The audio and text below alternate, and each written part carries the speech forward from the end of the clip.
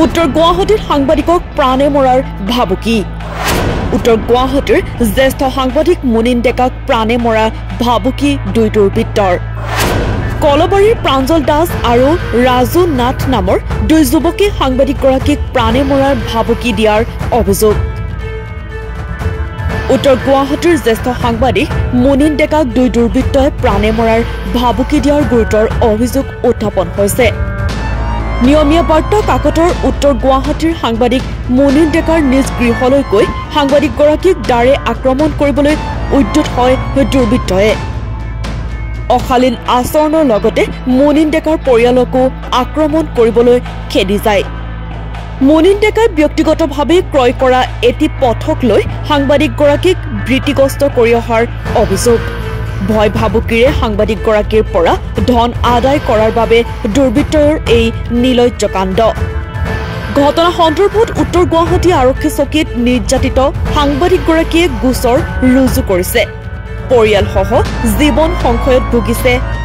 সাংবাদিকগৰাকীয়ে বিহিত ব্যৱস্থা গ্ৰহণ কৰিবলৈ মুখ্যমন্ত্ৰীলৈ কাটৰ আহ্বান সাংবাদিকগৰাকীৰ যোৱা মানে পৰহি 15 তাৰিখে মই মানে বন্ধু এটাই মাতিলে সাংবাদিক বন্ধু আমাৰ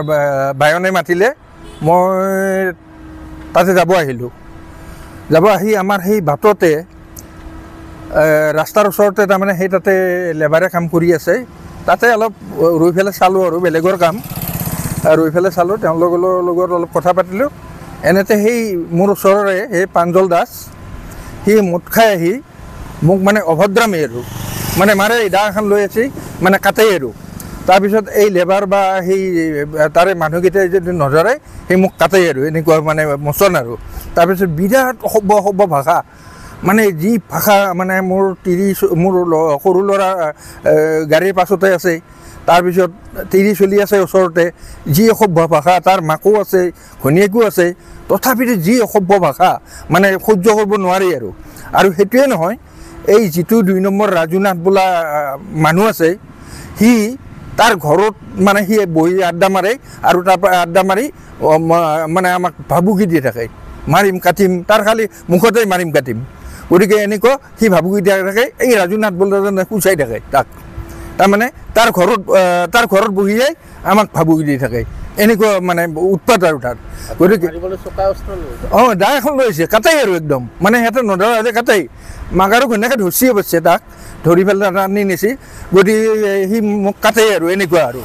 তাৰপিছত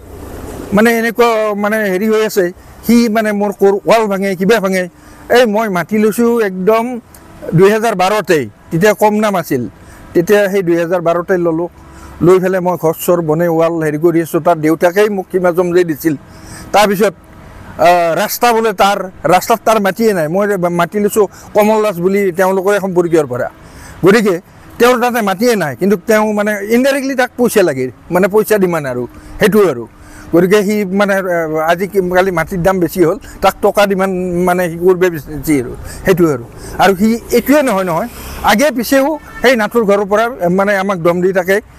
মই নাথাকাত মোক 30 চলিক দম দেই মই কেতিয়াবা দৌৰিব লগা হয় ফোন কৰে ঘৰৰ পৰা এনেকুৱা ভয়তে তাৰপিছত মোৰ ঘৰখন এতিয়া নিৰাপত্তাৰ কথা আছে মই তাতে অকলে থাকোঁ পথাৰৰ মাজত তাৰপিছত সি এই নহয় তেওঁৰ সম্পৰ্কীয় ডক্টৰ সি মেডিকেল প্ৰফেচাৰ বেচাৰা এই মানস দাস সিহঁতৰ সম্পৰ্কীয় ভায়েক তাকো একবাৰ দা লৈ কাটব গৈছিল সিয়ে নিজে কৈছে ময়ো আছোঁ তাক একবাৰ দা লৈ কাটব গৈছিল কিবা মানে এনেকুৱা সংক্ৰান্তত সি যাকে তাকে মানে কাটব যায়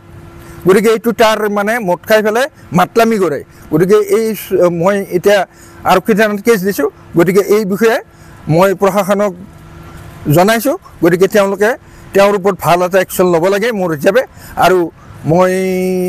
যদি আৰু হেৰি হয় মই দৰকাৰ হ'লে SP বা DC তাতো আমিনগাঁৱৰ পৰা ভগদত্ত ডেকাৰ সহযোগত নিউজ ডেস্ক এনিটক